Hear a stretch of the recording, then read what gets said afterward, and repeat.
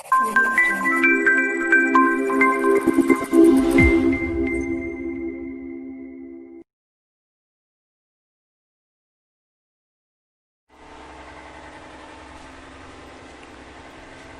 हो फ्रेंड्स, मैं हूं हार्दिक पटेल। चलो शुरू करते हैं आज का लेक्चर आविष्कार एकेडमी में मैथ्स का। तो क्या बात करने वाले थे हम आज? कल हमने क्या देखा था? कल हमने देखे थे कंपोजिट फंक्शन का दूसरा पार्ट देखा था, जहां पर हमारे पास नॉन यूनिफॉर्मली डिस्ट्रीब्यूटेड फंक्शंस थे और उसके लिए हमने कंपोजिट फंक्शन फाइंड किया था। और उस वाले केस में आपने एक चीज़ देखी होगी, मैंने 2 न्यूमेरिकल करवाए थे और मेरे ख्याल से उससे ज़्यादा हमें ज़्यादा डिफिकल्टी लेवल आने भी नहीं वाली है, तो उसमें डिफिकल्टी लेवल कम होगी। हाँ, बट जो उसके स्टेप्स है आपको बताया कि बहुत ज़्यादा हो जाता है, बड़े हो जाते हैं, मतलब क्वेश्चंस बड़ा हो गया है वो। तो JEE में वो क्वेश्चंस पूछा जाएगा, बट बोर्ड के लिए मैं बोलूँगा कि ना, कभी नहीं पूछा जाएगा।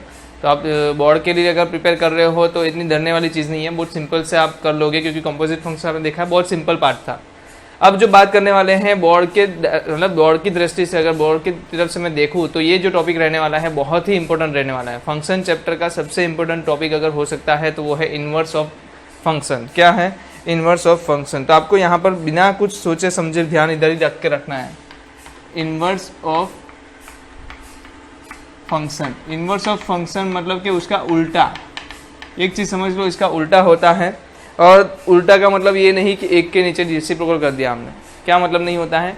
एफ इनवर्स एक्स मतलब कि inverse of function F inverse x का मतलब कभी ये नहीं होता कि इसका मतलब ये हो गया।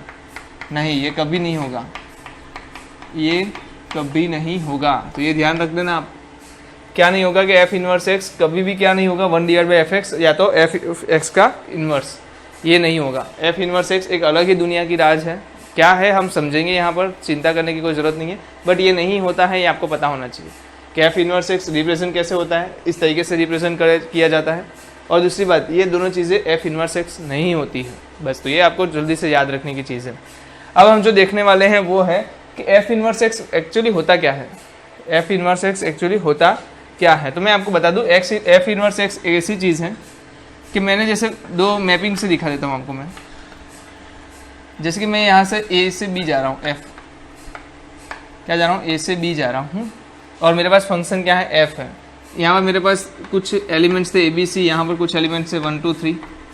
तो ए के लिए मेरे पास है 1, बी के लिए मेरे पास 2 और सी के लिए मेरे पास 3 है। मतलब कि ए की इमेज 1 है, बी की इमेज 2 है और सी की इमेज 3 है। तो जब मैं ऐसा कोई फंक्शन बनाऊंगा, मैं कोई ऐसा फंक्शन बनाऊंगा जो 1 पे लगाऊं, मैं कोई ऐसा फंक्शन निकालूंगा g, मैं कोई ऐसा फंक्शन g निकालूंगा जब मैं g(1) करूं तो आंसर क्या मिल जाए वापस से मुझे a, जब g(2) करूं तो वापस आंसर क्या मिल जाए b, और g(3) करूं तो आंसर क्या मिल जाए मुझे c मिल जाए। कहने का मतलब जब मैं f(g(x) करूंगा, f(g(x) करूंगा मुझे x मिलेगा। जब मैं f(x) करूंगा फिर भी मुझे आंसर क्या मिलेगा, x ही मिलेगा। तो अगर ये चीज़ हो गई ना, तो आप बोल सकते हो g को क्या बोल सकते हो, f का इन्वर्स, मतलब f equal to G inverse बोल सकते हो। इससे उल्टा भी हो सकता है, g is equal to f inverse भी बोल सकते हो। जो f को g इन्वर्स बोल सकते हो या तो g को भी f इन्वर्स बोल सकते हो। दोनों एक दूसरे के क्या होंगे, इन्वर्स होंगे। मतलब ये जो भी चीज़ें हैं f और g दोनों एक दूसरे के इन्वर्स होंगे, मतलब ये दोनों साइड से होगा। ऐसा नहीं है कि f का हम इन्वर्स फाइंड कर रहे हैं तो उसके लिए इन्वर्स कुछ और होगा जो आने वाला आंसर है उसके लिए, नहीं। f का इन्वर्स हमने f इन्वर्स ढूंढा तो सीधी सी बात है f इन्वर्स का इन्वर्स कौन होगा, f होगा। समझ में आ रहा है? इसका मतलब अगर मैं f का इन्वर्स निकालता हूं तो वो f इन्वर्स, और उसका भी इन्वर्स निकालूं तो वापस से क्या आ जाएगा, f ही आ जाएगा। ठीक है, तो ये आप ध्यान रखें कि इन्वर्स का इन्वर्स आपको क्या मिलने वाला है, वापस से f ही मिलने वाला है। ये क्या बताना चाहता है कि अगर मैं क्या करूँ, a को मैंने f फंक्शन में रखा, आंसर क्या मिला, 1 रखा, 1 मिला ना, फिर मैंने उसको g में रखा, वापस आंसर क्या मिल गया, a मिल गया। कहने का मतलब प्रोसेस जो हुई ना, वहां से आंसर क्या निकल के आया, जो मैंने रखा था वही आंसर वापस से निकल के आ गया। f(g(x) में मैंने रखा x, तो आंसर भी वापस आके मिल गया x। जैसे यहाँ पर चेक करते हैं, मैंने रखा f(g(1) चेक किया, क्या आएगा, f(g(1), तो g(1) कर दो। चलो g में क्या है, 1 है ना, 1 का g निकालो, 1 का g(1) निकालेंगे तो क्या मिल रहा है, a मिल रहा है ना। आपने ऐसा फंक्शन डिफाइन किया था। तो मैं दिखा देता हूँ g फंक्शन कैसे डिफाइन है। ठीक है, ये g फंक्शन डिफाइन है। ये जो मैंने डॉट लाइन से दिखाया है वो g वाला फंक्शन है, और ये वाला फंक्शन कैसा है, लाइन वाला। तो 1 के लिए आंसर क्या मिल रहा है आपको, a, तो मैं g(1) क्या लिख दूंगा, a, और f(1) क्या मिलने वाला है, सॉरी a मिलेगा ना, जी ऑफ 1 क्या मिल रहा है, ए मिल रहा है, तो एफ ऑफ ए क्या मिल रहा है, वापस से 1।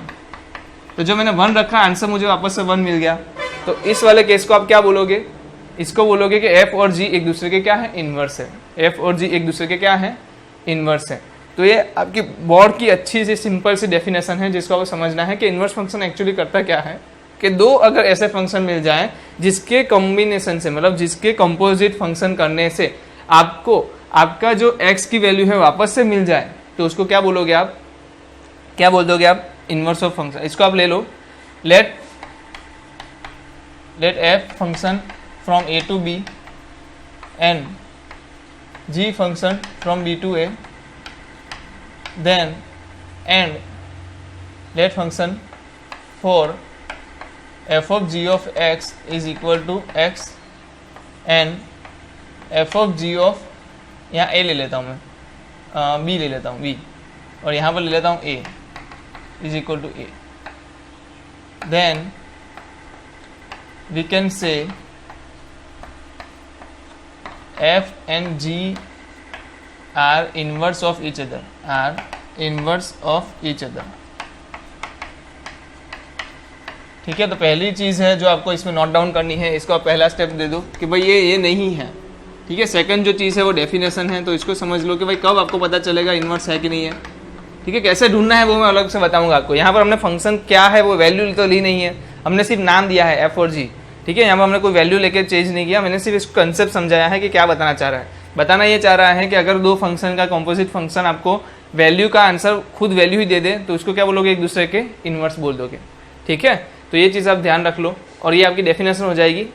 ठीक है, let F function A to B and G function B to A for F O G of B is equal to B and F of G नहीं जी ओ एफ, क्या लिखोगे, G O F, G O F of A is equal to A, then we can say F and G are inverse of each other. ठीक है, बहुत simple सी definition है, simple समझ में आ भी गया होगा।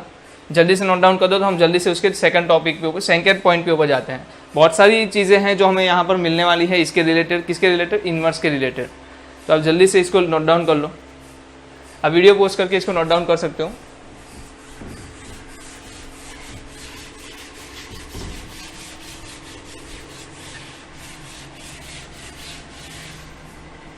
चलो मैं आपको एक चीज़ बताता हूँ, मैं नोट डाउन करना चाहूँगा। थर्ड हम एग्जाम्पल ले लेंगे पहले। तो थर्ड चीज़ बताने के लिए मैं एफ ऑफ एक्स ले रहा हूँ ई रेस टू एक्स और जी ऑफ एक्स ले रहा हूँ मैं एल एन एक्स। तो आप तो क्या करो, F of G of X find करो और G of F of X भी फाइंड करो। दोनों में आंसर क्या आना चाहिए आपको पता है, एक्स आ जाना चाहिए। अगर एक्स आ जाता है तो क्या बोलोगे, ये एक दूसरे के क्या हो जाएंगे, इनवर्स फंक्शन हो जाएंगे। अगर आंसर क्या आ जाए, एक्स आ जाए, तो आप क्या बोल दोगे, ये दोनों एक दूसरे के इनवर्स है, ऐसा बोल दोगे। चलो मैं लिखाता हूँ F of G of X, तो F of G of X क्या है, एल एन एक्स है, और एफ क्या है, E raise to L N X है। तो मुझे बताओ क्या होता है इसका आंसर, हर कोई बता सकता है, एक्स ही होता है सर। क्या होता है, E raise to L N X. ये और ये क्या हो गए, इसका बेस और इसका बेस सेम है, तो क्या हो सकता है, कैंसिल आउट होकर एक्स बन जाएगा। ये हमें प्रॉपर्टी में पढ़ा है लॉगरिथम की। चलो यहाँ पर आ जाओ, जी ऑफ एफ ऑफ एक्स क्या आएगा, एफ ऑफ एक्स की वैल्यू क्या है, देखो यहाँ पर ई रेस टू एक्स है, तो मैं ई रेस टू एक्स लगा देता हूँ। जी ऑफ एक्स क्या बोल रहा है, L N E raise to X. अरे एल एन एक्स था, एक्स की जगह पे ई रेस टू एक्स रखा है, तो एक्स की जगह पे ई रेस टू एक्स रख दिया, सिंपल। अब एल एन यहाँ पर क्या है, ई है। अब ये दोनों जब सेम हो जाते हैं तो क्या होता है, पावर ही आंसर आ जाता है। तो यहाँ भी क्या आ रहा है, एक्स आ रहा है। दोनों केस में आंसर क्या आ रहा है, एक्स आ जा रहा है। तो आप क्या बोलोगे, F and G are inverse of each other, inverse of each other. ठीक है, वो तो हमेशा होगा ही, अगर एक दूसरे का इनवर्स हो ही जाएगा। अगर एफ को मैं बोल दूँ जी का इनवर्स है तो ऑटोमेटिकली जी भी एफ का इनवर्स हो जाएगा। इसका मतलब मैं जी को क्या लिख सकता हूँ, एफ इनवर्स लिख सकता हूँ, एफ को क्या लिख सकता हूँ, तो कि जी इनवर्स लिख सकता हूँ। ठीक है, तो ये चीज़ आपको समझ में आ जानी चाहिए कि एक दूसरे के इनवर्स होंगे ही होंगे। अब मैं ना थोड़ा ग्राफिकल आपको समझाना चाहूँगा। ये जो स्टेप मैंने लिखा है एग्जाम्पल क्यों लिया, क्योंकि हम ग्राफिकल रिप्रेजेंटेशन भी इसका समझ पाएंगे, इनवर्स फंक्शन दिखते कैसे ग्राफ में। जल्दी से मुझे ई रेस टू एक्स का कोई ग्राफ बता दो। जितने भी लोग यहाँ हैं बस इतना काम कर दो, ई रेस टू एक्स का और एल एन एक्स का आप क्या करो, ग्राफ लोड कर लो। फिर मैं यहाँ पर ड्रॉ कर रहा हूँ, आप टैली कर लेना, वीडियो पोस्ट करो, पहले ई रेस टू एक्स और G raise to X sorry L N X का ग्राफ लोड करो। ई रेस टू एक्स का ग्राफ, और मैं दोनों टाइम पे क्या ले रहा हूँ, जो ई है ना, हाँ ओके, बताने की जरूरत नहीं है ई रेस टू एक्स के लिए। अब जैसे जैसे x की वैल्यू बड़ा होगी पावर की वैल्यू क्या हो जाएगी, बढ़ जाएगी। ऐसा कुछ आएगा ग्राफ, और यहाँ पर कैसा आएगा,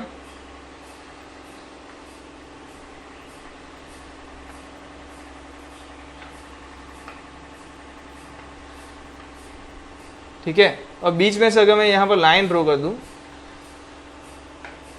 y इक्वल टू एक्स, ये हो गया आपका ln x का ग्राफ, ये हो गया आपका e⁻x का ग्राफ। तो एक चीज़ आपको नोट करनी है, वो है अगर दोनों फंक्शन एक दूसरे के इन्वर्स हैं, अगर दोनों फंक्शन एक दूसरे के इन्वर्स हैं तो y इक्वल टू एक्स के सिमेट्रिक होंगे। क्या होंगे, if f and g are inverse of each other, then their graph is, चलो they are symmetric about, क्या लिखा मैंने symmetric about, क्या, y equal to X, symmetric about y equal to X. और दूसरी चीज भी लिख सकते हो, f is the mirror image in y equal to x, f is the mirror image of g in y equal to x, और g is the mirror image of f in y equal to x। ठीक है, तो third step जो हमारा बन रहा है वो एक चीज समझ में आनी चाहिए कि अगर दोनों फंक्शन एक दूसरे के क्या हैं, दोनों फंक्शन अगर एक दूसरे के इन्वर्स हैं तो सीधी सी बात है y इक्वल टू एक्स से सिमेट्रिक होंगे। क्या होंगे, y इक्वल टू एक्स से सिमेट्रिक होंगे। तो थर्ड पॉइंट यहाँ पर लिख दो कि inverse functions are always the symmetric about the y equal to X line. मतलब कि अगर मैं f इन्वर्स की बात कर रहा हूँ, f inverse is the mirror of f in y equal to X line. ठीक है, y equal to X line में अगर उसकी मैं मिरर इमेज बना लूँ किसकी, f की, तो f इन्वर्स वैसा ही दिखेगा। तो एक चीज़ आपको ये हमेशा नोट होनी चाहिए। और दूसरी बात, f इन्वर्स x, ज़्यादातर केस में अगर मैं f ऑफ x और f इन्वर्स x को दोनों को साथ में मिला दूँ, इक्वल टू बता दूँ, तो वो क्या होगा, x होगा, वो क्या होगा, x होगा। ठीक है, ज़्यादातर केस में, नॉट ऑलवेज। ठीक है, कभी कभी ऐसे एक्सेप्शन भी हैं जहाँ पर नहीं होता है, बट ज़्यादातर केस में क्या होगा, f इनवर्स x और f ऑफ x दोनों इक्वल टू करके क्या आंसर दे रहे होंगे, x ही दे रहे होंगे। क्योंकि अगर मैं बोलूँ यहाँ पर ऐसा कोई ग्राफ है, ये ऐसे कोई ग्राफ, तो ये टच कहाँ पर करेगा, मिरर इमेज है ना, तो touch y equal to X line पे ही टच करेगा। ये ध्यान दे देना आप, जल्दी से नोट डाउन कर लो, ये वाला पॉइंट नोट डाउन करो। If f and g are inverse of each other then they are symmetric about y equal to x, f is the mirror image of g in y equal to x और g is the mirror image of f in the y equal to x। और last में आप ये भी sentence देख सकते हो कि f inverse is the mirror image of f in y equal to x line, क्योंकि आपको इनवर्स फंक्शन इस तरीके से लिखना होगा। मैं हमेशा g की बात करता रहता हूँ, बट g क्या है हमेशा याद रखना, g ही क्या है मेरा, f इनवर्स है। जब भी मैं इनवर्स फंक्शन की बात कर रहा हूँ आपको एक चीज समझ जानी है, g ही मेरा f इनवर्स है। साइड पे लिख दो, जब इनवर्स की बात हो g ही मेरा क्या है, f इनवर्स। जब इन्वर्स की बात हो जी ही मेरा क्या है, f इन्वर्स है। तो एक चीज़ आपको समझ में आ जानी चाहिए। तो थर्ड पॉइंट था हमारा क्या, कि वो y equal to X line के सिमेट्रिक है। जल्दी से लिख लो,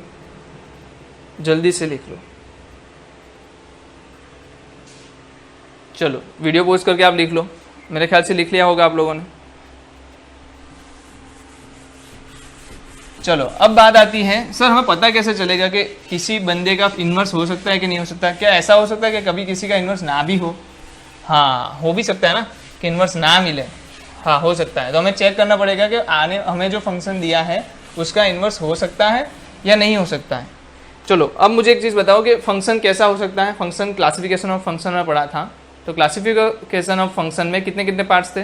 तो हमें पता था कि sir 1 to 1 on to, 1 to 1 into, many to 1 on to और many to 1 into, ऐसे 4 पार्ट्स थे। तो कितने पार्ट्स थे? 4 पार्ट्स थे। हाँ, तो हमको डिसाइड करना है कि उस 4 पार्ट्स में से कौन कौन ऐसे लोग हैं जो हमें इन्वर्स करके दे सकते हैं। चलो जल्दी से देख लेते हैं। पहला मैं केस ले रहा हूँ, हुज इन्वर्स इज पॉसिबल। क्या लिख दो, 4th point, whose inverse is possible. किसका नाम दे दो, 4th, मतलब कौन से फंक्शन का इन्वर्स पॉसिबल है। तो पहला केस ले लो, एफ फंक्शन है 1 to 1 on 2। क्या है 1 to 1 on 2 मतलब कि बाइजेक्टिव है। क्या है बाइजेक्टिव है। चलो सेकंड में ले लेता हूँ 1 to 1 और इनटू। थर्ड वन हमारे पास तो क्या रहेगा many to 1 on 2 and fourth one मेरे पास क्या रहेगा मैनी टू 1 इनटू। ठीक है, हमारे पास 4 केसेस है, इससे अलग तो कोई फंक्शन आ नहीं सकता। तो जल्दी से हम मैपिंग कर लेते हैं, थोड़ा बहुत मैपिंग मेथड से हम देखने की कोशिश करेंगे इसको। ए से बी है, फंक्शन मेरा क्या है एफ, ए बी सी 1 2 3, ए का बी के साथ, बी का 2 के साथ और सी का 3 के साथ। यहाँ पर भी ले लेता हूँ जल्दी जल्दी से। ए से बी जा रहे हैं हम लोग, एफ फंक्शन है ए बी सी 1 to 1 है बट इनटू है तो मैं ए बी ही ले रहा हूँ सिर्फ। 1 2 3, ए का रिलेशन 1 के साथ, बी का रिलेशन 2 के साथ, 3 इंटू नहीं हो रहा ना। इंटू मतलब क्या, एक ऐसा आपको वैल्यू मिल जाए, एलिमेंट मिल जाए जिसका इसमें प्री इमेज ना हो, तो ये इंटू हो रहा है। Many to 1 A B C 1 2, ठीक है। तो अब देख लो ये क्या हो रहा है, ऑन टू भी हो रहा है और मैनी टू 1 भी हो रहा है। तो ये चीज़ आपको समझ में आ जानी चाहिए कि कब मैं क्या ले रहा हूँ। ए बी सी ए 1 2 3, तो मैनी टू 1 भी है और इनटू भी है, ये ऑन टू है। ठीक है, तो 4 हमारे पास ऐसे मैंने एग्जांपल ले लिया। देखते हैं जिसके इन्वर्स निकल सकते हैं उसके इन्वर्स हो सकते हैं, जिसके नहीं निकलेंगे वो तो डेफिनेटली नहीं हो जाएंगे। सच के लिए सबको प्रूव करना है, रॉन्ग के लिए सिर्फ एक को प्रूव करना है। समझ में आ गया ना, वो याद करो आप। जब आपको ट्रूथ प्रूव करना है तो सभी वैल्यूज के लिए प्रूव होना चाहिए, जबकि रॉन्ग प्रूव करना है तो किसी एक के लिए रॉन्ग प्रूव हो गया, पूरे के लिए रॉन्ग प्रूव हो जाएगा। चलो 1 to 1 on 2 फंक्शन दिया है, इसका मतलब कि अब आप देखो क्या होगा। अब देखो फंक्शन मतलब इसका सीधा मतलब क्या है कि मैं ऐसा कोई फंक्शन निकाल पाऊँ जी, ऐसा कोई मैं फंक्शन निकाल पाऊँ जी जिससे कि मैं जब ए से 1 पे चला गया वापस 1 से ए पे पहुँच सकूँ। क्या कर सकूँ, जैसे मैं ए से 1 पे पहुँच गया वापस मैं 1 से ए पे पहुँच जाऊँगा तो ही आपका फंक्शन क्या होगा, इन्वर्स होगा। अगर ये 1 आपको बी दे देगा तो क्या इन्वर्स होगा? अरे बताओ बताओ बताओ बताओ। हमने जो पहले स्टेप में डेफिनेशन के टाइम पढ़ा था वो क्या पढ़ा था कि ए से मैं 1 पे चला गया तो एफ फंक्शन मैंने क्लियर किया। फिर ऐसा फंक्शन दिखाओ जो 1 का आंसर फिर से ए ला के दे, ऐसा फंक्शन दिखाओ जो 1 का आंसर फिर से क्या ला के दे, ए। तो जब मैं जी ओ एफ करूंगा, मैं क्या करूंगा जी ओ एफ करूंगा, तब जब ए वैल्यू रखूंगा जी ओ एफ में मैं क्या रखूंगा ए वैल्यू रख दूंगा, तो तब मेरा आंसर क्या हो जाएगा,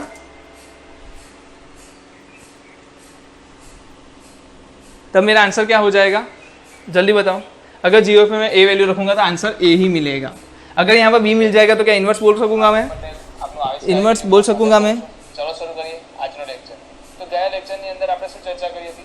ગયા લેક્ચરની અંદર આપણે યોગગણ અને છેદગણના કેટલા દાખલાઓ જોયા હતા, તે છતાં આપણે તફાવતગણ અલગ ગણના પણ કેટલા દાખલાઓ જોયા હતા અને હોમવર્કના રૂપમાં તમને મેં સ્વાધ્યાય 1.4 1.4 મેં તમને ઘરેથી કરવા માટે આપ્યું હતું અને 1.4 સ્વાધ્યાય જેટલું ઇઝી છે કે મને નથી લાગતું કોઈ પણ ડાઉટ તમને એની અંદર રહ્યો હશે। તમે દરેક વ્યક્તિ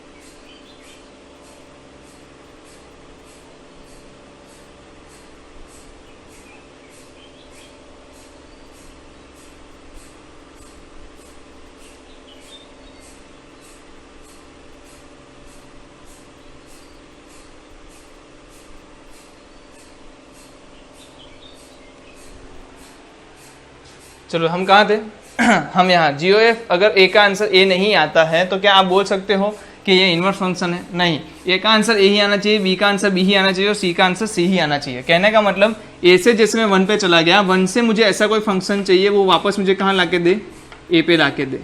2 से मेरा इसको ऐसा कोई फंक्शन चाहिए जो मुझे क्या ला के दे, बी पे जाके दे।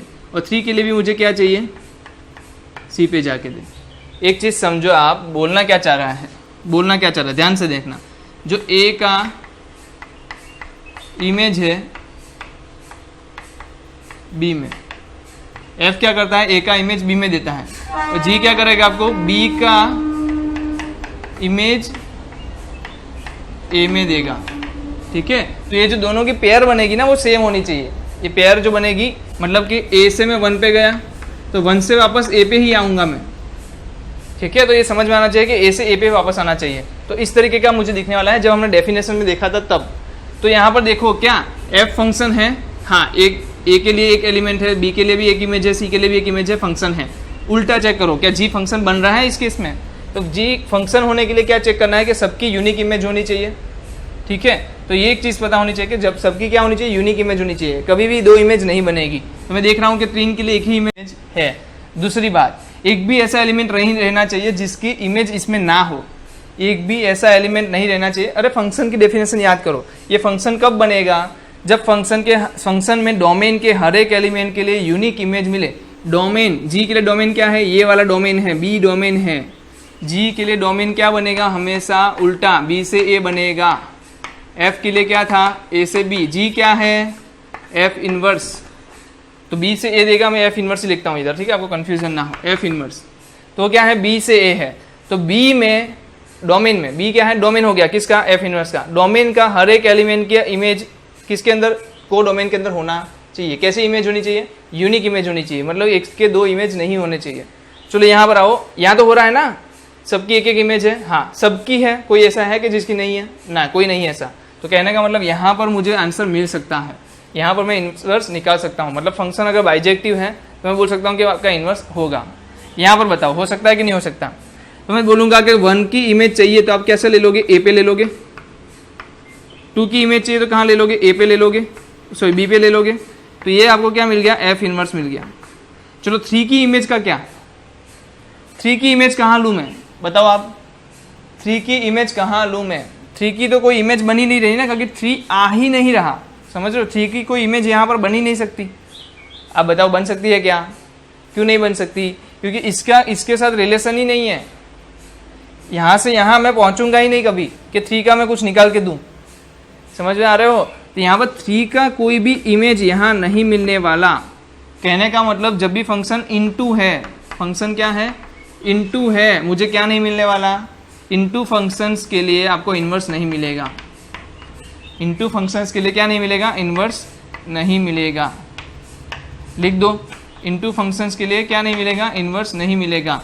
तो क्या है इन्वर्स, इनटू फंक्शन और कहाँ पर है, यहाँ भी है। देखो यहाँ भी 3 के लिए इमेज कोई है ही नहीं, तो यहाँ भी नहीं मिलेगा, दोनों में नहीं मिलेगा।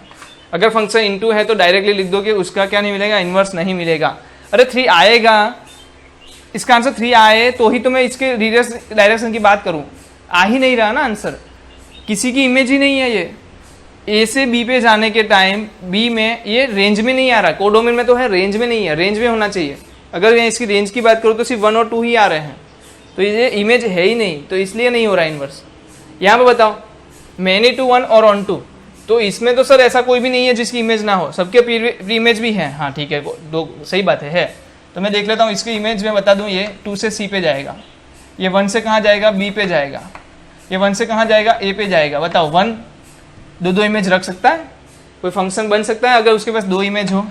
जब मैं इस तरफ जाऊँगा तो 1 क्या बोलेगा, मेरी तो 2 इमेज है, एक तो ए भी है और एक बी भी है, तो क्या उसको फंक्शन बोलते हैं, नहीं बोलते ना। यूनिक इमेज चाहिए, मतलब कि सिर्फ एक इमेज चाहिए। तो 1 के लिए तो कितनी इमेज हो गई, 2। तो क्या इस तरफ से जब मैं फंक्शन ड्रॉ करूँगा ये फंक्शन बन पाएगा, तो क्या नहीं बन पाएगा। इसका मतलब मैनी टू 1 के लिए, किसके लिए, मैनी टू 1 के लिए भी क्या पॉसिबल नहीं है, इन्वर्स पॉसिबल नहीं है। मैनी टू 1 के लिए भी क्या नहीं पॉसिबल है, इन्वर्स पॉसिबल नहीं है। तो सिर्फ और सिर्फ फंक्शन अगर बाइजेक्टिव है तो ही इसका इन्वर्स हो सकता है, और वो भी कब, जब उसके number of elements in A is equal to number of elements in B होते हैं। तब क्या हो रहा है यहाँ पर देखो, number of elements in A is equal to number of elements in B. समझ में आया। तो ये क्या हो रहा है, 1 to 1 onto bijective function है तो ही मैं क्या बोल सकता हूँ, इन्वर्स हो सकता है। तो यहाँ पर बहुत अच्छा पॉइंट निकल के आया, 4th, only bijective function has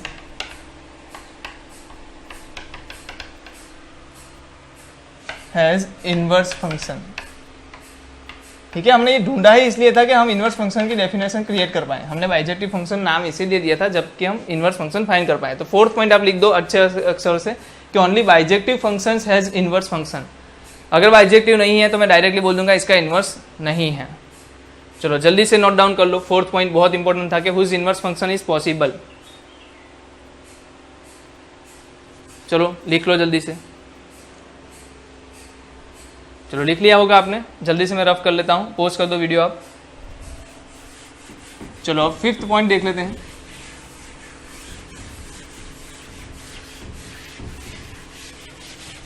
fifth point देख लेते हैं जल्दी से।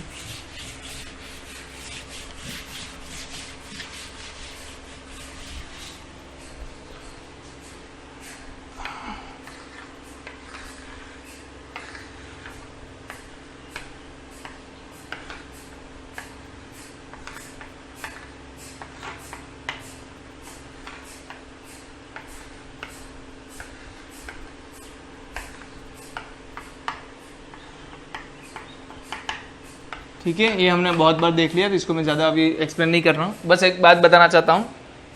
हाँ, एफ कहाँ है? ए से बी। एफ इनवर्स कहाँ है? बी से ए। तो ये हमेशा याद रखना कि ये जो इनवर्स होगा उस टाइम पे, मतलब कि डोमेन ऑफ क्या है, 5th पॉइंट आपको लिखना है, domain of F is equal to क्या है, codomain of B, not B, F inverse.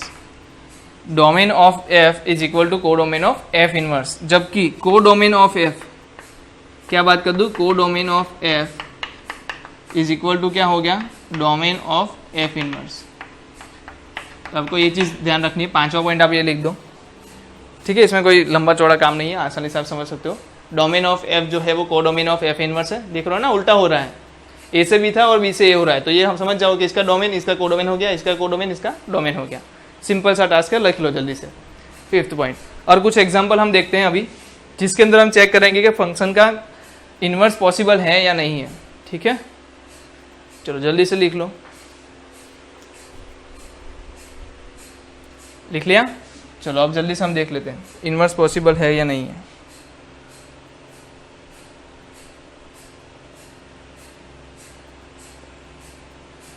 हो गया 5th पॉइंट। चलो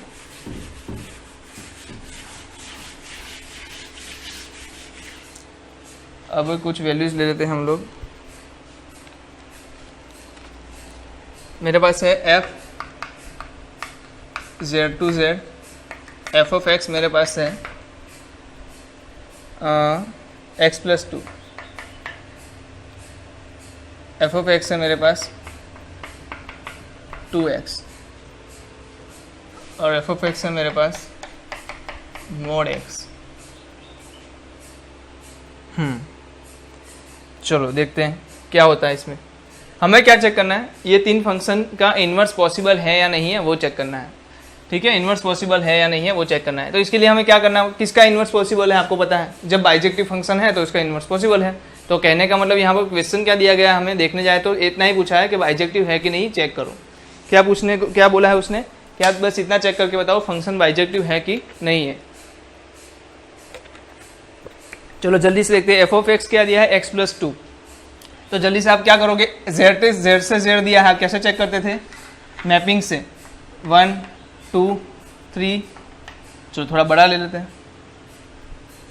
थोड़ा बड़ा ले लेते हैं।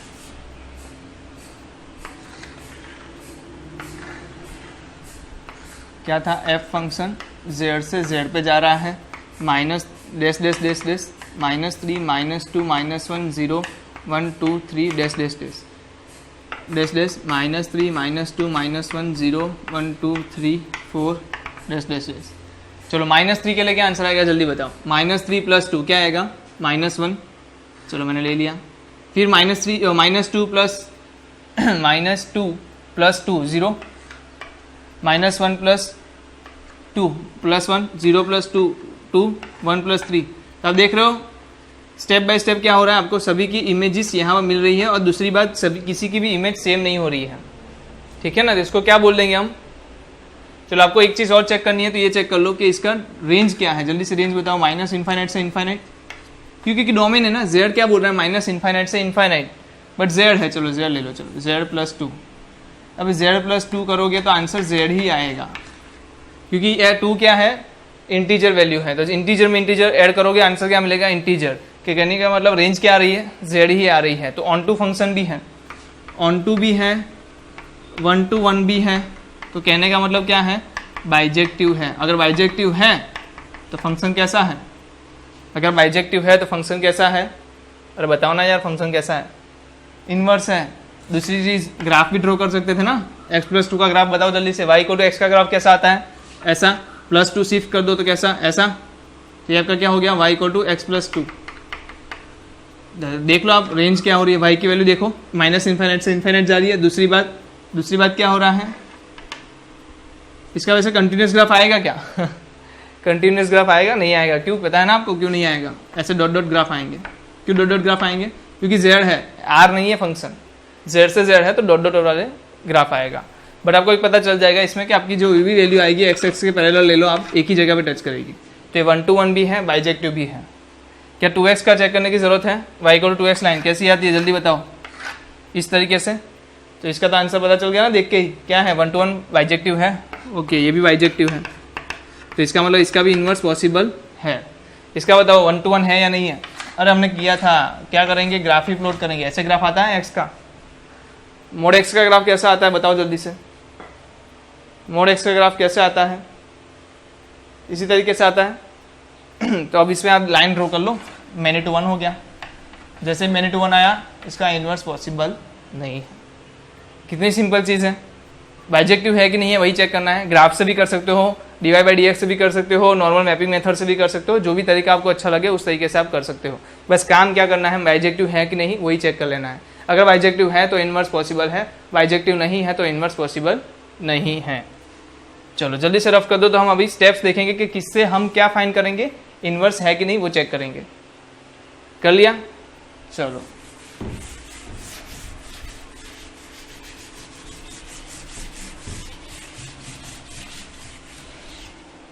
अब इन्वर्स फाइंड करने के लिए स्टेप्स क्या होंगे। तो पहले मैं एक ले लेता हूँ क्वेश्चन, उससे हम ज़्यादा सॉल्व करने की कोशिश करेंगे।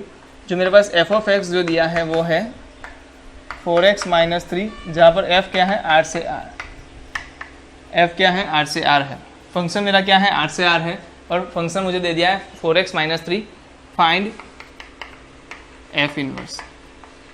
तो पहली चीज़ हमें जो है वो चेक करनी है कि ये फंक्शन क्या है, इन्वर्स के इन्वर्स के लायक है भी कि नहीं है। तो पहला स्टेप, चेक बाइजेक्टिविटी। चेक बाइजेक्टिविटी, आप ये स्टेप्स जरूर से लिख दें। तो यहाँ पर हमने पिछले ही केस में देखा कि ये जो लाइन है लीनियर, अरे हमें पता है लीनियर चीज़ें हर बार क्या होती है, 1 to 1 on to होती है ना। लीनियर चीज़ें r to r में 1 to 1 भी होती है, on to भी होती है, मतलब कि वो बाइजेक्टिव फंक्शन होता है। जब मैंने ये चीज़ चलाई थी तब मैंने शॉर्ट जब 10-15 स्टेटमेंट्स लिखवाए थे, उसमें पहला ही स्टेटमेंट था linear equations are always 1 to 1 and onto function. तो यहाँ पर बाइजेक्टिव है, हमने चेक कर लिया। सेकंड चीज़ बताओ, जैसे ही बाइजेक्टिविटी पता चलती है, सेकंड स्टेप जो हमें करना है वो है राइट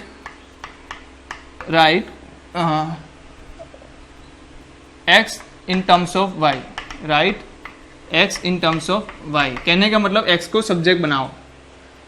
x को क्या करो? सब्जेक्ट बनाओ। जबकि यहाँ पर मेरे पास वैल्यू क्या है? y = 4x - 3 है। तो ये क्या बोल रहा है? x को बना लो। तो x बनाएंगे तो कैसा हो जाएगा? y + 3, और x क्या हो गया? y + 3/4। ठीक है, right x in terms of y लिख दिया आपने। तो यहाँ पर सिंपल सी चीज़ है, x को रिप्लेस करो। अब 3 रिप्लेस x किससे रिप्लेस करोगे आप? x को रिप्लेस करोगे f(x) से, और y को रिप्लेस करोगे x से। ध्यान दे दो, x को रिप्लेस करोगे f इनवर्स x से। किससे? x को रिप्लेस करोगे f इनवर्स x से, और y को रिप्लेस करोगे x से। ध्यान दे दो, रिप्लेस किसको करना है? x की जगह पे क्या लिखना है? f इनवर्स x, और y की जगह पे क्या लिखना है? x। तो क्या बन जाएगा अभी बताओ जल्दी से? f inverse x is equal to x + 3 / 4। x + 3 / 4। तो ये चीज़ आपको समझ में आ जानी चाहिए कि कैसे इन्वर्स, आप इन्वर्स निकाल चुके हो आंसर में, ये आंसर है, ये आंसर है। और दूसरी बात, चेक जब बाइजेक्टिविटी करते हो तब आप एक चीज़ और भी चेक कर सकते हो, डोमेन और कोडोमेन। डोमेन एंड कोडोमेन भी चेक कर सकते हो। इससे भी आपको पता चलता है कि फंक्शन आपका इन्वर्स कर सकता है या नहीं कर सकता। तो f इनवर्स x + 3/4 हो गया। अब देखो, आपको एक चीज़ बता दूं, बोर्ड के जो क्वेश्चंस होते हैं ना, बोर्ड के क्वेश्चंस में आप तो अक्सर ज़्यादातर केस में क्या होगा? प्रूव करने को बोलेंगे कि फंक्शन इन्वर्स है कि नहीं है, प्रूव करो। तो ये जो हमने किया ना, ये काम जो किया वो हुआ हमारा इन्वर्स फाइंड करना, फाइंड इन्वर्स। ठीक है, अब चेक कैसे करके दिखाएंगे कि है यही है, चेक कैसे करके दिखाएंगे कि यही है, तो इसके लिए हमें सिंपल सी चीज़ करनी है, F of F inverse X equal to X ला के देना है। मैंने बोला था अगर दो फंक्शन का कंपोजिट फंक्शन आंसर वही ला के दे तो एक दूसरे के क्या हो जाएंगे, इनवर्स फंक्शन हो जाएंगे। तो यही हमारी डेफिनेशन बोलती है। तो F of F inverse x आपको क्या ला के देना है, एक्स ला के देना है। या तो आप दूसरा ये भी कर सकते थे, F inverse o F is equal to X ले लो। तो हमें दोनों चीज़ें ला के दे देनी है उसको। अगर दोनों चीज़ों का आंसर एक्स आता है तो आंसर क्या हो जाएगा, सिंपल सा आंसर क्या हो जाएगा, सिंपल से फंक्शन एक दूसरे के इनवर्स से ऐसा साबित हो जाएगा, प्रूव हो जाएगा। पहला ये करके दो, F of F inverse X, चलो शुरू करो, F of F inverse x is equal to, तो एफ इनवर्स एक्स क्या है, X plus 3/4, X plus 3/4। F of X क्या है, ये रहा 4x माइनस 3, तो x की जगह पे क्या रख देंगे पूरा 4x प्लस 3/4 माइनस 3। क्या आंसर आएगा, 4 4 cancel, x plus 3 minus 3 is equal to X. तो आंसर क्या आ गया, x आ गया। सिंपल सी चीज़ है। यहाँ पर रखो f inverse f of x, क्या आंसर आएगा, f inverse f of x क्या है, f ऑफ x आपका है 4x माइनस 3। चलो f इनवर्स x क्या है, तो क्या x प्लस 3/4, x की जगह पे क्या रख दूँ 4x minus 3 plus 3 divide by 4। तो ये 3 3 के क्या हो जाएगा कैंसिल, बचेगा क्या 4x डिवाइड बाई 4, 4 4 कैंसिल, तो बचा क्या x। इसमें भी क्या आंसर आया x, इसमें भी क्या आंसर आया x। So f of f inverse x is equal to f inverse f of x is equal to x। So we can say f inverse x is the inverse of the function f। ठीक है, तो ये है prove करने का तरीका जो आपके बोर्ड में दिया है। बोर्ड में आपको इस तरीके से लिखना है। पहले क्या काम करना है, ये आप रफ काम में भी कर सकते हो, यहाँ पर भी कर सकते हो, बुक में भी, नोट में भी लिख सकते हो, या तो रफ में भी कर सकते हो। ये जो स्टेप्स हैं आपको क्या निकाल के दे रहा है, f इनवर्स निकाल के दे रहा है। f इनवर्स निकालना आपको तो क्या करना है, एज्यूम कर लेना है। जब आप बोर्ड में लिखते हो ना, आप क्या बोल दोगे, f इनवर्स x ऐसा एक फंक्शन है x प्लस 3 डिवाइड बाई 4 जो क्या करके देता है, ऐसी चीजें करके देता है। तो इसलिए मैं f इनवर्स x को क्या बोलूंगा, इनवर्स फंक्शन बोलूंगा। अरे हवा में से थोड़ी टपकेगा, आपकी बोर्ड की बुक में देखना आपको इसको आंसर ऐसे ही दे दिया होगा, डायरेक्टली दे दिया होगा कि f इनवर्स x ये है, ऐसे हवा में से थोड़ी टपकेगा। ये प्रोसेस करना पड़ेगा। अब ये प्रोसेस आपको क्या करनी है, सबसे पहले चेक बाइजेक्टिविटी, भाई फंक्शन इनवर्स देगा कि नहीं देगा। अगर देगा तो उसको क्या करो, right x in the terms of y। जैसे y के टर्म में आपने लिख दिया, आपको क्या करना है, replace x with f inverse x and y with x। तो आपको आंसर क्या मिल जाएगा, f इनवर्स x का मिल जाएगा। चलो जल्दी से नोट डाउन कर लो, ये आपका आंसर हो गया। क्या है, f inverse x function x plus 3 divide by 4। जल्दी से लिख लो।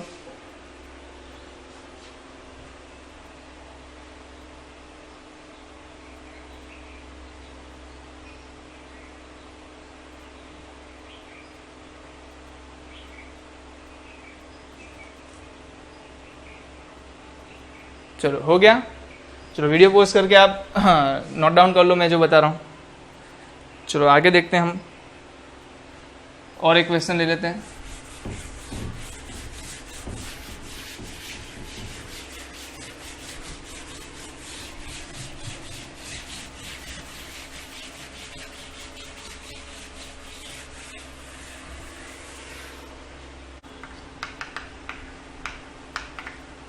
आपके पास कौन सा क्वेश्चन है देख लो, ये वाला क्वेश्चन आ रहा है जिसमें डोमेन क्या है, डोमेन क्या है 4 6 और आपका कोडोमेन क्या है 6 8। ठीक है, 6 8 कैसा है, ओपन कर्व है। 6 8 कैसा है, ओपन कर्व में है। और आपको f ऑफ x दिया है x प्लस x बाई 2। चलो जल्दी से मुझे एक चीज़ बताओ, बाइजेक्टिविटी चेक करनी है ना हमें। ओके 4 6 दिया है ना। चलो एक काम करते हैं, रेंज फाइंड कर लेते पहले। रेंज क्यों फाइंड कर लेते हैं, ऑन टू है कि नहीं चेक करने के लिए। रेंज क्यों फाइंड करेंगे, रेंज ऑन टू है कि नहीं इसलिए फाइंड करेंगे। पहली बात बताओ x कहाँ है, x आपका है 4 से 6 के बीच में। तो मैं क्या लिख दूँ, 4 equal to x equal to 6। ठीक है, अब इसका क्या करो आप, x बाई 2 भी निकाल लो। x बाई 2 निकालोगे क्या मिलेगा, 2 और 3 के बीच में। अब 2 के 3 में बीच में आप क्या करोगे, आप तो लगाओगे मॉड्यूलस फंक्शन 2 लेस देन और इक्वल टू 3। लेस देन 3 है और लेस देन और इक्वल टू 3 है, बताओ जल्दी से। लेस देन और इक्वल टू 3, हाँ आप यहाँ पर थोड़ा चेंज कर दो, ये भी ओपन ही है। कैसा है ये, ओपन ही है। हाँ, तो अब यहाँ पर इक्वल टू वाली साइन नहीं आएगी, ये इक्वल टू वाली साइन नहीं आएगी। अब बताओ मुझे इसकी वैल्यू क्या होगी। अगर मेरी वैल्यू 2 से 3 के बीच में है तो ग्रेटेस्ट इंटीजर फंक्शन आपको वैल्यू क्या देगा, ये ग्रेटेस्ट इंटीजर फंक्शन है। ओके, तो ये वैल्यू क्या देगा, सबको पता है इसकी वैल्यू क्या आएगी, हमेशा ऑलवेज 2 आएगी, ऑलवेज आएगी। इसका मतलब समझ रहे हो, इसका क्या मतलब बन रहा है कि जब डोमेन में ये लूंगा, डोमेन क्या लूंगा, 4 से 6 ले रहा हूँ मैं, डोमेन 4 से 6 ले रहा हूँ, इसका आंसर हमेशा क्या हो गया, 2 हो गया। तो कहने का मतलब इसको मैं क्या 2 लिख सकता हूँ, क्योंकि ऑलवेज 2 हो रहा है ना, इसका आंसर 2 से अलग हो ही नहीं सकता, तो इसकी जगह मैं क्या 2 लिख सकता हूँ, लिख सकता हूँ। तो आपका फंक्शन एक्चुअली दिया क्या है, x+2 दिया है। अब तो कोई भी बंदा बोल सकता है x इक्वल टू क्या आएगा, y-2। अब क्या करें, इसमें x की जगह पे क्या लगा दो, f इनवर्स x, और दूसरी बात क्या लगा दो, f इनवर्स x लगा दिया। ओके, y की जगह पे क्या लगा दो, x-2। तो आपका f इनवर्स x क्या हो गया, x-2। चेक करना है, चेक कर लो। 6-2 करो, क्या आंसर मिलेगा, 4। 8-2 कर दो, क्या आंसर मिलेगा, 6। तो क्या दोनों के आंसर इसके अंदर आए हुए हैं, इसका आंसर इसके अंदर है, इसका आंसर इसके अंदर है कि नहीं, चेक कर लो। कैसे चेक करेंगे, f inverse x is equal to क्या हो गया, function of f inverse x function आएगा। f इनवर्स x क्या है, तो कि x-2 है, और f क्या है, x-2 + 2 है। तो क्या आंसर देगा आपको, x है ना, x+2। f क्या है आपका, x+2 आया था ना, कहाँ गया, ये रहो। और इसका आंसर भी क्या आया, x की जगह पे x-2 पुट करो, +2, x आ गया। दूसरी बात, f इनवर्स ऑफ f(x), तो ये इसमें क्या बोल रहा है, f इनवर्स f(x) की वैल्यू जल्दी बताओ, क्या आएगी, x+2। f इनवर्स इसकी वैल्यू क्या आएगी, तो कि x+2 - 2, तो आंसर क्या आएगा, x। तो दोनों केस में आपका आंसर क्या आ रहा है, x आ रहा है। तो क्या बोल सकते हो, f inverse is the inverse function of f, बोल सकते हो ना, सिंपल। मतलब डराने के लिए आपको क्या दे दिया, मॉड्यूल, ये ग्रेटेस्ट इंटीजर फंक्शन दे दिया, बट जब आपने इस डोमेन की बात की तो इसका आंसर क्या हो गया, कांस्टेंट हो गया। इसका आंसर क्या हो गया, ये क्या है, कांस्टेंट फंक्शन हो गया। आपको पता होना चाहिए कांस्टेंट फंक्शन कैसे चेक करते थे हम, पता है ना। तो आंसर क्या हो गया, कांस्टेंट फंक्शन हो गया। मतलब x की कोई भी वैल्यू रखो, आंसर क्या देगा, इसका 2 ही देगा। तो ये फंक्शन क्या हो गया, x+2 हमेशा हो गया। अब इसका इनवर्स तो कोई भी निकाल सकता था, है आसान, चलो लिख लो।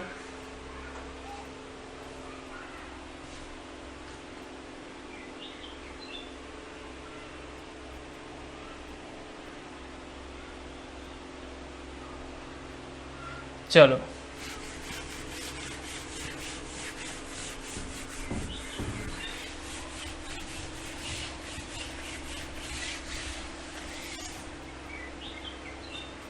अब मेरे पास से जहाँ पर मुझे f(x), आपको कोर डोमेन नहीं देखना है, आपको सिर्फ आंसर देना है 1 - x² + 1।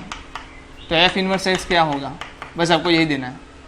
जल्दी बताओ f इनवर्स x क्या होगा। तो मैं क्या करूँगा, x² + 1 = y ले लूँगा, x को y के टर्म में, मतलब y - 1 = x²। तो x आपका आ गया +or -y - 1। क्या करेंगे, +or -y - 1। ठीक है, तो अब मैं इसमें सिर्फ माइनस वैल्यू की बात नहीं कर रहा हूँ, सिर्फ प्लस वैल्यू की बात करूँगा। तो f इनवर्स x मेरा ऑटोमेटिकली क्या हो जाएगा, √x - 1। ये मेरा क्या हो गया, आंसर। क्या आपको पता चला कैसे किया, क्या किया हमने, सिर्फ y को हटाओ, x को सब्जेक्ट बनाओ। क्या करो, x को सब्जेक्ट बनाओ। चलो एक और एग्जांपल ले लेता हूँ मैं जल्दी से।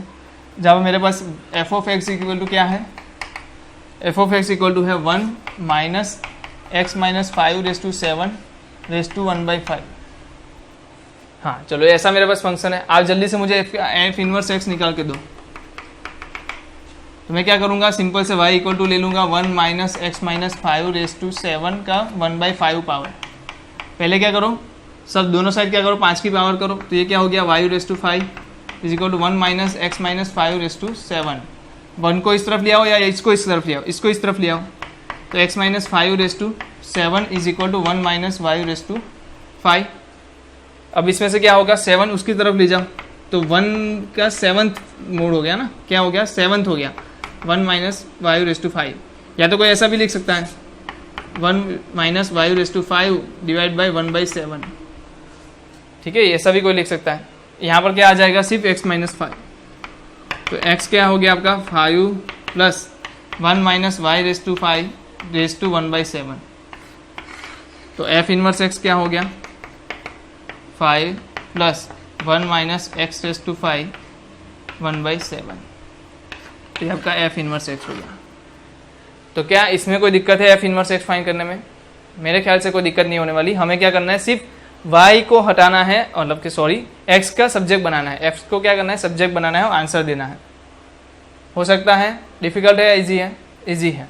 चलो मुझे एक चीज़ बताओ, यहीं चाहता हूँ आपसे, लास्ट मेरा स्टेटमेंट रहेगा इस लेक्चर का। अगर मुझे ऐसे कोई दे दिया है y इक्वल टू क्या दे दिया है, x² + bx + c दिया है, तो मैं कैसे x को सब्जेक्ट बनाऊंगा?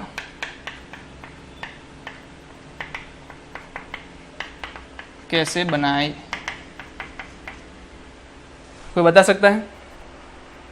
अरे सर सिंपल तो है, क्यों? क्योंकि x की वैल्यू क्या होती है सर, -b + और -√b² - 4ac / 2a।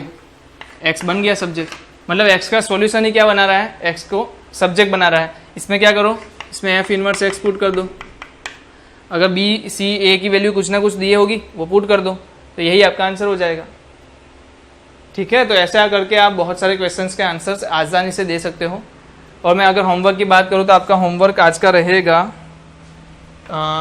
Exercise number 1.3, exercise number 1.3। उसमें example number question number 5, question number 6, question number 7, question number 8 and question number 9। ये 5 क्वेश्चन हैं जो इजी हैं। बोर्ड में तो बहुत इजी क्वेश्चन आते हैं, इसके बोर्ड में तो बहुत इजी क्वेश्चन आते हैं। जो भी है मेथोडोलॉजी आपको फॉलो करनी है। और दूसरी बात मैं फिर से एक बार बता रहा हूँ, आपको क्या करना है, बोर्ड के क्वेश्चंस में आपने जो मेथोडोलॉजी देखी थी वहाँ से आपको एफ इनवर्स एक्स फाइंड कर लेना है, आ जाएगा। बाइजेक्टिव चेक करने को बोलेंगे तो कर लो, पहले तो एक एक व्याप्त फंक्शन है कि नहीं, मतलब 1 और 1 फंक्शन है कि नहीं, वो एक बार चेक कर लो। फिर यहाँ से क्या करोगे आप, एफ इनवर्स एक्स फाइंड कर लोगे। वो पूछा पुराना वाला याद करो, यहाँ पर क्या था, एफ इनवर्स एक्स आ रहा था ना, इधर एफ इनवर्स एक्स फाइंड कर लोगे। फिर आप क्या करोगे, F of F inverse X और F inverse of F X X का आंसर क्या लेके दोगे, एक्स एक्स ला के दोगे। ठीक है ना, तो आपको चेक क्या करना है, मैं स्टेप्स लिखवा दूं क्या अभी एक बार, क्या मैं स्टेप्स लिखवा दूं आपको? चलो लिखवा देता हूँ। बोर्ड के क्वेश्चंस कैसे सॉल्व करेंगे, इसमें आप लिख दो बोर्ड के क्वेश्चंस कैसे सॉल्व करेंगे।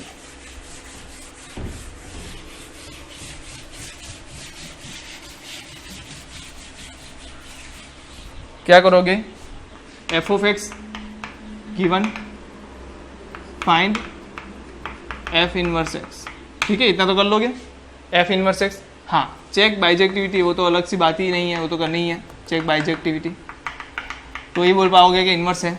बाइजेक्टिविटी चेक करने के बाद आप क्या करोगे, एफ ऑफ एक्स गिवन होगा तो उसमें से आप क्या निकालोगे, एफ इनवर्स एक्स निकालोगे। Step 2, then prove f inverse of x is equal to f of F inverse x is equal to x. Prove it, so f inverse x is the inverse of function x. ठीक है, तो ये last statement रहेगा। समझ में आ रहा है कैसे प्रूव करोगे? 4 स्टेप में कंप्लीट करना है। पहला बाइजेक्टिविटी चेक करो, दूसरा एफ इनवर्स एक्स फाइंड कर लो, और एफ इनवर्स एक्स फाइंड करने के बाद उसको कैसे इस तरीके से पुट करो और आंसर एक्स ला के दे दो। आंसर जैसे एक्स आ जाए आप बोल दो कि भाई ये क्या है, by definition it is the inverse of the function F. By definition ऐसा लिखने की जरूरत पड़ेगी आपको, तो एक बार आप लिख लेना, बाय डेफिनेशन इसका आंसर क्या हो रहा है, एफ इनवर्स मतलब इनवर्स ऑफ फंक्शन एफ हो रहा है। ठीक है, तो आज इतना ही। नेक्स्ट टॉपिक में हम देखेंगे कि कैसे कॉम्प्लेक्स चीज़ों को हम एफ इनवर्स में कन्वर्ट करेंगे। कैसे कभी कभी क्या होता है कि जो फंक्शन होते हैं वो ऐसे कॉम्प्लेक्स होते हैं कि जिसमें एक्स को सब्जेक्ट बनाना थोड़ा डिफिकल्ट होता है, तो वैसे क्वेश्चंस भी मैं आपके सामने लेके आऊँगा। और ज़्यादातर केस में मैं बोल रहा हूँ जैसे कि बोर्ड में बहुत ईजी क्वेश्चन आएंगे इसके। ठीक है, तो डरने की कोई ज़रूरत नहीं है, इंपॉर्टेंट टॉपिक है, क्वेश्चन आएगा ही आएगा। 1-2 मार्क मिनिमम लिख ही लो, इसका आंसर क्वेश्चन होगा ही होगा। अगर बोर्ड की आप पुराने पेपर भी उठा के देख लो, ये आंसर होगा। CBSE बोर्ड हो, गुजरात बोर्ड हो, कोई भी बोर्ड हो, इनवर्स फंक्शन के क्वेश्चंस होते ही हैं। ठीक है, तो मोस्ट इंपॉर्टेंट टॉपिक है, इसको अच्छे से आप नोट डाउन कर लीजिए।